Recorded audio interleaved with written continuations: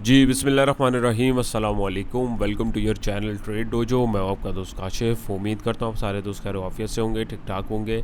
तकरीबन 8-10 दिनों के बाद जो है आपकी खिदमत में एक दफ़ा फिर से हाज़िर हैं। सबसे पहले तो बड़ी बड़ी माज़रत कि इतने दिनों तक आप लोगों के साथ जो है मैं व्यूज़ शेयर कर नहीं पा रहा था।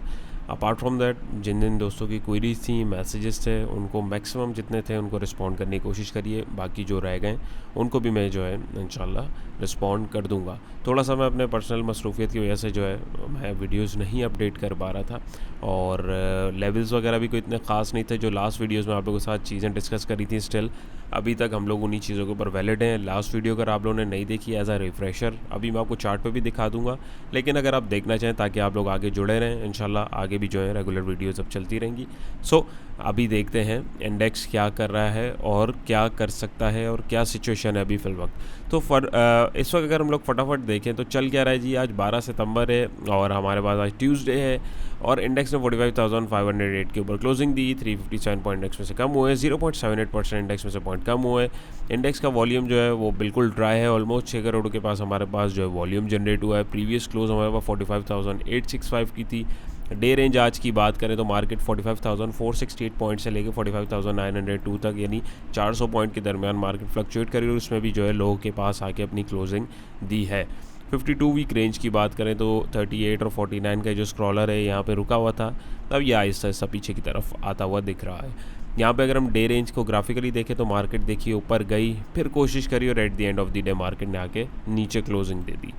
टॉप मार्केट परफॉर्मर में HUBC हमारे पास रहा, WTL, treat, DFML, PIA, ASC, UBL, PPL, SNGP, OGDC वगैरह, और उनमें भी अगर आप देखें तो सिवाय HUBC के इतने ख़ास वॉल्यूम्स जो हैं हमारे पास जो है देखने में किसी और स्क्रिप्ट के अंदर हमें नहीं मिले।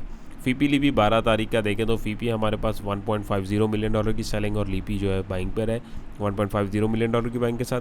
बैंक $0.65 मिलियन की सेलिंग, ब्रोकर $0.47 मिलियन की बाइंग, कंपनी $0.44 मिलियन की सेलिंग, फॉरेन कॉर्पोरेट $0.89 मिलियन की सेलिंग, फॉरेन इंडिविजुअल $0.03 मिलियन की सेलिंग, हमारे इंडिविजुअल $0.49 मिलियन की बाइंग, इंश्योरेंस कंपनी $0.41 मिलियन की बाइंग, म्यूचुअल फंड $0.14 मिलियन की सेलिंग, NBFC $0.04 मिलियन की बाइंग, अदर ऑर्गेनाइजेशन $1.33 मिलियन की बाइंग, ओवरसीज़ पाकिस्तानी $0.58 मिलियन की सेलिंग के साथ रहे। ओवरऑल हम देखें तो 1 2 3 4 5 प्लेयर बाइंग पे, 1 2 3 4 5 6 प्लेयर सेलिंग पे। तो एक्टिविटी अगर हम देखें तो एज सच कोई इतनी मज़ेदार नहीं रही। सेलिंग प्रेशर जो है एज सच अगर हम इसको देख के कंक्लूड करें तो वो आज हमारे ऊपर जो है वो ज़्यादा रहा, यानी ख़रीदार कम रहे, सेलर ज़्यादा रहे। एक तो ये। सेकंड थिंग ये है कि एज़ यूजुअल देखेंगे कि हमारे पास सबसे बड़ा सेलर कौन था, तो यहाँ पे फॉरेन कॉर्पोरेट जो हमारे पास है वो ज़रा बड़ा सेलर दिख रहे हैं।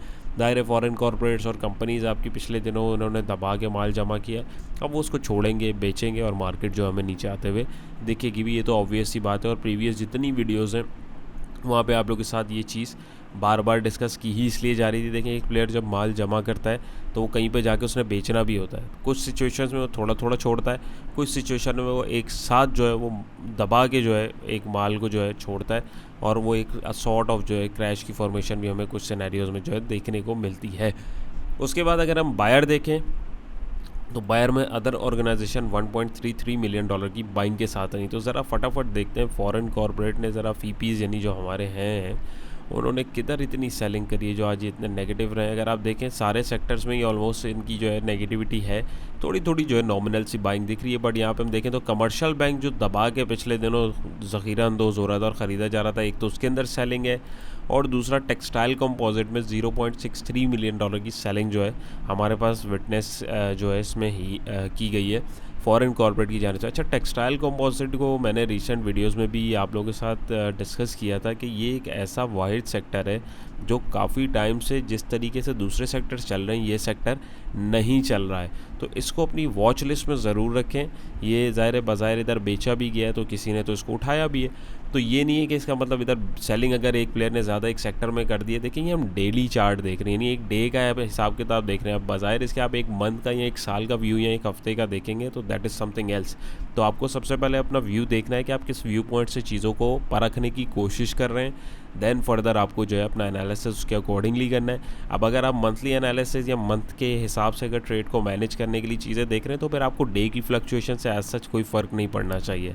डे के हिसाब से कर रहे हैं तो फिर मंथ में क्या चल रहा है वो आपका कंसर्न नहीं है आप, क्योंकि आप तो डे ट्रेडर हैं या आप छोटी छोटी स्विंग खेलने वाले हैं, तो एज सच यानी उसके अंदर फिर हमें इतनी चीज़ें कंसीडर नहीं करनी। इस चीज़ को जो है हमें समझना बहुत ज़रूरी है, क्योंकि बिगर पिक्चर पे सिनेरियो थोड़ा डिफरेंट होता है, मीडियम टर्म पिक्चर पे कुछ और होता है और एक इमीडिएट सिनेरियो जो है कुछ और होता है। यहाँ पे हम जो डिस्कस करते हैं वो इमीडिएटली जो चीज़ें चल रही होती हैं वो हम देखते हैं और उसके अकॉर्डिंगली हम लोग जो है डिसीजन नेक्स्ट डे के लिए लेने की कोशिश करते हैं या नेक्स्ट कमिंग डेज़ के लिए, नहीं 2-4-5 दिन के लिए, कि एक स्विंग ट्रेड अगर करनी है तो किस चीज़ों को, किन डाटा को मद्देनज़र रखेंगे और उसके अकॉर्डिंगली हम लोग जो है बाइंग और सेलिंग अपनी कर सकते हैं। खैर, तो यहाँ पे टेक्सटाइल कंपोजिट में इधर जो है इन्होंने दबा के जो है सेलिंग मारी है।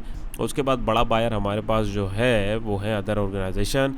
इनके पास इतने पैसे किधर आ गए भाई जी, कमर्शियल बैंक इन्होंने उठाया, उन्होंने कमर्शियल बैंक बेचा, इन्होंने कमर्शियल बैंक को जो है एब्जॉर्ब किया और इन्होंने दबा के कमर्शियल बैंक को $1.09 मिलियन की बाइंग करी है। और हमारे इंडिविजुअल्स जो हैं उनको भी मैं एक नज़र देखना चाहूँगा, क्योंकि वो भी आज बाइंग लिस्ट में रहे। तो इंडिविजुअल्स ने जो है सीमेंट सेक्टर में अच्छा क्वांटिटी को उठाया है, कमर्शियल बैंक में जो है उठा लिया है, इट्स ओके, क्योंकि दूसरे प्लेयर की बाइंग है। सो हमें दूसरे प्लेयर के फुटप्रिंट्स के साथ अपने आप को चलाना है, तो ये कोई गलत स्टांस नहीं है। So don't worry about that, but you should take care for the levels of the specific stock. आपको जितने भी आपके स्टॉक्स हैं उनके लेवल्स को जो है कंसीडर लाजमी करना है। पावर जनरेशन सेक्टर में भी जो है इंडिविजुअल्स की जानिब से बाइंग हुई है $0.33 मिलियन की। तो ये हमारे पास जो है हमें एक आइडिया हो गया कि भाई किस सेक्टर के अंदर किस प्लेयर ने आज जो है हड़ाहुड़ी करी है, तो यहाँ से हमें एक आइडिया हो जाएगा। सेक्टर वाइज देखें तो पावर जनरेशन में हमारे पास आज जो है बाइंग आई है, और पावर जनरेशन में अगर मैं वंस अगेन यहाँ पे जाके देखने की कोशिश करूँ, यहाँ पे हमारे पास अभी कौन था भाई, हमारे पास इंडिविजुअल थे। यस, हमारे इंडिविजुअल ने जो है वो पावर जनरेशन सेक्टर के अंदर जो है थोड़ी थोड़ी बाइंग करी है। उसके अलावा बार बार आप दूसरे प्लेयर्स को भी अगर आप इसके अंदर जाके इस तरीके से देखें डाटा आपको जो है खंगालना पड़ेगा, आपको देखना पड़ेगा। आपके पास ये एक ऑर्गेनाइज वे में आ जाता है, उसके बाद थोड़ी सी हुज्जत आपको और मुझे करनी पड़ेगी और देखना पड़ेगा कि चल क्या रहा है। अब वो एआई का दौर है, लोग बोलेंगे बिल्कुल एआई का दौर है, लेकिन अब एआई का मतलब ये नहीं कि वो सारी चीज़ें वन शॉट आपके लिए बना के रख देगा। कुछ चीज़ें आपको नोट करनी पड़ेंगी और उसके अकॉर्डिंगली आपको डिसीजन लेना पड़ेगा, मेहनत करनी पड़ेगी।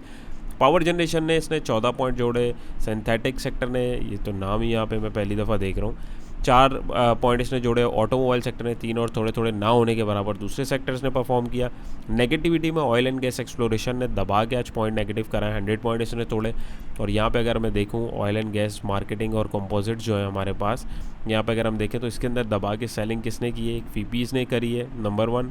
और यहाँ पे भी अगर मैं देखूँ इंडिविजुअल ने भी जो है माल को बेचा है। तो अब प्लेयर जो है, पिछले दिनों आप लोगों के साथ मैंने वीडियोस में भी इसको बखूबी डिस्कस किया है कि अभी ये जो दबा के इधर माल ख़रीदा जा रहा है कमर्शियल बैंक में और ऑयल एंड गैस सेक्टर के अंदर, ये अभी बिकेगा भी ऐसे, और अभी उसकी झलक जो है हमारे पास यहाँ पे हमें देखना शुरू हो रही है। ऐसा नहीं है कि एक दिन नीचे आया एक दिन ऊपर चला गया तो वो तेज़ी हो गई, नहीं भाई, आपको दूसरे फैक्ट्स को भी देखना है। मार्केट परफॉर्म ही ऐसे करती है, जिगजैग ऊपर नीचे ही जाती रहेगी तो ख़रीदेगा कौन, ऊपर ही जाती रहेगी तो बेचेगा कौन। तो ऐसे नहीं होता है, एक रियलिस्टिक अप्रोच के साथ चीज़ों को समझने और देखने की कोशिश करें।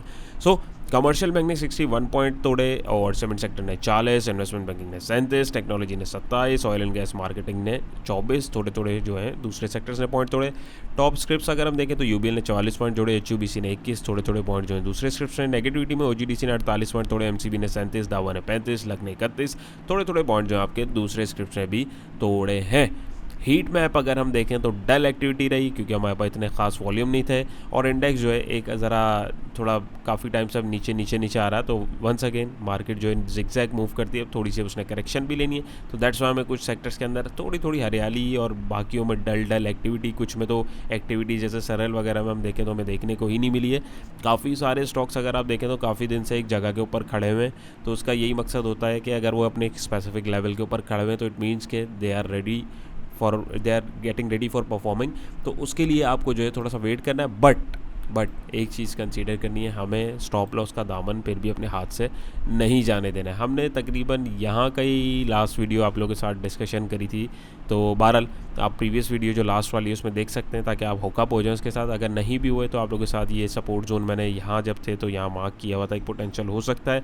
बीच में हम लोगों ने पहले ये जोन रखा था, इसको मार्केट ने बिल्कुल नज़रअंदाज किया। आप देखें 1 मिनट के लिए भी मार्केट नहीं रुकी और धड़ाम करके यहाँ से नीचे आई है। मैं थोड़ा सा जूम इन करूँ इसको ताकि आप लोगों को क्लियर दिखे, क्योंकि आप में से काफ़ी सारे दोस्त जो हैं फ़ोन के ऊपर देख रहे होते हैं। फ़ोन पे वैसे आप जूम इन कर सकते हैं, यूट्यूब के अंदर अब ये फ़ीचर है, लेकिन फिर भी तो यहाँ पे आप देखें तो ये यहीं पे आके फिर उसके बाद नेक्स्ट सपोर्ट ये बन रही थी, क्योंकि लास्ट यहाँ से बाउंस लिया था। यहीं पे आके हमें जो है एक इनसाइड अप पैटर्न की फॉर्मेशन दिखी और 44,858 के जोन से मार्केट ने बाउंस लिया और यहाँ पे पोटेंशियल बाउंस यही जोन बन रहा है 44,500 44,600 के पास, लेकिन मार्केट उससे पहले ही मुड़ रही है।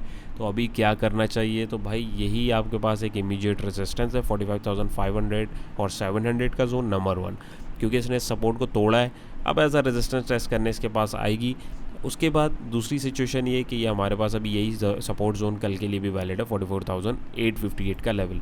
एक चीज़ आप नोट करें, अभी आप लोगों से मैंने क्या डिस्कस किया था कि भाई अब इंडेक्स को मूव कंटिन्यू करनी है तो इसको बाहर जाने की ज़रूरत है इस जोन से, लेकिन ये नहीं गया। सो हम इसको फेक आउट ही कंसीडर करेंगे और मार्केट अपने एक मेजर बेयरिश ट्रेंड के अंदर वापस आती हुई दिख रही है। ये अगर आप देखें, ये मैं आपको जूम इन करके दिखाऊं तो ये देखेंगे आप वापसी, ये ब्लैक लाइन जो है ये मेजर ट्रेंड लाइन थी जो तोड़ के इसने बाहर निकली थी, लेकिन यहीं से रेजिस्ट करी। और अभी हमारे पास जो है, एक मिनट इसको मैं जूम इन कर दूं थोड़ा सा ताकि हम लोग इसको देख पाएँ। ब्रॉडर पिक्चर जो है उसको ज़रूर देखा करें कि चल क्या रहा है, ताकि आपको भी समझ आए कि जा क्या रही है बारात। तो यहाँ पे अभी एक तो ये कि हमारे पास इसने सपोर्ट को भी जो है ऑनर नहीं किया जो हमारे पास ये बनी हुई थी, यानी यहाँ पे इसको रुकना चाहिए। तो मीनवाइल हमारे पास अभी ये सपोर्ट एज अ रेजिस्टेंस अभी वैलिड है और जो है हमारे पास ये वाली जो सपोर्ट है 44,800 का लेवल या 850 का जो जोन है या लेवल बोल रहे हैं आप, ये ब्लू लाइन बेसिकली अभी इंडेक्स के लिए यही एक इमीडिएट सपोर्ट आ रही है। एक चीज़ आप याद रखें, एक तो इसने ब्रेकआउट दिया, दूसरा ब्रेकआउट सस्टेन नहीं किया, तीसरा अभी अगर आप देखें तो इसने मज़ीद नीचे गिरने के लिए पहले जो है इसने ज़ाहिर है देखें लोअर हाई और लोअर लो की फॉर्मेशन करनी होती है। प्राइजेस को अगर नीचे जाना है एकदम शार्प नीचे की तरफ हर वक्त नहीं जाते प्राइजेस। आप देखें यहाँ से एकदम कितना नीचे है और ऊपर जाने के लिए इसने कितनी वीकनेस दिखाई है। तो ट्रेंड को ज़रा जो है थोड़ा परखने की कोशिश भी किया करें। ये एक बहुत स्ट्रॉन्ग पैटर्न है जो यहाँ पे हमें दिख रहा है ना, ये फॉलिंग 3 या 3 ब्लैक क्रॉस, ये एक बहुत सख्त वाला जो डाउन ट्रेंड होता है ये उसकी कंटिन्यूएशन को जो है सिग्नल करता है। तो यहाँ पे जो एक शॉर्ट रिकवरी है, आप देखें ना 1 2 3 4 5 6 7 8वां दिन है और आप देखें ये तकरीबन इस जोन से ऊपर 46,200 से ऊपर जा ही नहीं पाई, जबकि यहाँ से जब गिरना था इसने तो यहाँ पे इसने देखें 700 पॉइंट तोड़े, फिर 500 पॉइंट तोड़े, फिर 1200 पॉइंट तोड़े। तो ये एक छोटी छोटी रिकवरी, इसके धोखे में मत आइएगा। नंबर 1 अपने लेवल्स का जो है ख़ास तौर पे ख्याल रखिएगा। और RSI भी आप देखें 40 के ऊपर है। मैकडी के अंदर ऑल्दो हमारे पास जो हिस्टोग्राम जो है वीक हो रहे हैं, लेकिन यहाँ पे प्राइस एक्शन जो है वो अभी भी नेगेटिव है। सो प्राइस एक्शन हमारे पास जो है वो किंग है। प्राइस एक्शन को हमें सबसे पहले देखना है क्योंकि इंडिकेटर्स हमारे पास जो है वो लैगिंग होते हैं, थोड़ा सा देर से वो सिग्नल देते हैं। मीनवाइल यहाँ पे मैं आपके साथ ये ट्रेंड लाइन जो है उसको प्लॉट कर देता हूँ और इसका कलर जो है पर्पल रख लेते हैं ताकि शॉर्ट टर्म के उसके ऊपर अगर हम देख रहे हैं तो हमें याद रहे। और इसको मैं एक डॉट बना देता हूँ आगे ताकि हमें याद रहे कि हम शॉर्ट टर्म ट्रेंड लाइन ये देख रहे हैं। देखिए वर्किंग अपनी आपको जो रखनी है ऐसी रखनी है कि आपको खुद भी याद रहे कि आपने क्या किया हुआ है। सो दैट्स वाई ये चीज़ आपको जो है याद होनी चाहिए। इसको मैं सेव कर देता हूँ। तो अभी हमारे पास एक इमीडिएट रेजिस्टेंस ये ट्रेंड लाइन का भी और यही जोन जो आ रहा है, तो मैक्सिमम हाई इंडेक्स जो अभी यहाँ तक ले सकता है। यहाँ तक हमारे पास जो है इंडेक्स की जो डेली सिचुएशन थी वो हम लोगों ने डिस्कस करी है। और यहाँ पे अगर आप देखें तो हमारे पास वॉल्यूम्स भी जो है वो एज सच कोई लग नहीं रहे हैं। तो लेट्स सी अब कल क्या होता है। मेरे हिसाब से जो है अब ये इंडेक्स यहाँ तक जो है एक हाई लगाएगा और उसके बाद दोबारा ये डाउन ट्रेंड कंटिन्यू करेगा। ये जो गैप आप लोगों के साथ जनरेट हुआ हुआ ये लाजमी फिल होना चाहिए है, जो पहले दिन से आप लोगों के साथ मैं डिस्कस करता हुआ आ रहा हूँ। क्योंकि उस वक्त लोग जो है 44,000 से 60,000 80,000 भी लोग जा रहे थे। ऑल दो मैंने भी आपके साथ डिस्कस किया था, लेकिन मैंने सर्टेन पॉइंट्स आपके साथ डिस्कस किए थे क्या सिनेरियो हो सकता है। तो यहाँ पे आप देखें ये ट्रेंड लाइन को ही मैं एक्सटेंड करूँगा। इधर कहीं आप लोगों के साथ ये सिलसिला छूटा था, I am sorry for that, लेकिन इसको अब कंटिन्यू रखेंगे। और यहाँ पे अगर हम लोग देखें तो ये ट्रेंड लाइन आपके साथ उसके साथ साथ सपोर्ट लेवल मैंने आवरली पे बताया था 44,000 ऑलमोस्ट 450 के ऊपर ये सपोर्ट ले सकता है। लास्ट वीडियो में भी आप इसको देख सकते हैं, एग्जैक्टली वहीं से इसने सपोर्ट दी और बाउंस लेके अभी जो ट्रेंड लाइन कंटिन्यू आ रही है वहीं से जो है हमें रेजिस्टेंस इसमें जो है दिख रहा है। सो आवरली बेसिस के ऊपर जो दोस्त ट्रेड करते हैं उनके लिए एक रेजिस्टिंग पॉइंट यही आ रहा है 46,124 का। अगर ये इसको क्रॉस करता है तभी हम इसको 47,250 के आसपास देख सकते हैं, नंबर 1। नंबर 2, यार आवरली पे सपोर्ट जो आ रही है 44,450 की, एक अहम सपोर्ट हमारे पास जो है वो वैलिड है। RSI को देखें आवरली पे 36 पे, और ये देखें अभी भी ओवरबॉट रीजन के अंदर चल रहा है। तो अभी आवरली में भी इंडेक्स के अंदर जो है वो गुंजाइश है मज़ीद नीचे आने की, और हमारे पास यहाँ पे एक पैटर्न की भी फॉर्मेशन हो रही है, सॉर्ट ऑफ डिसेंडिंग ट्रायंगल।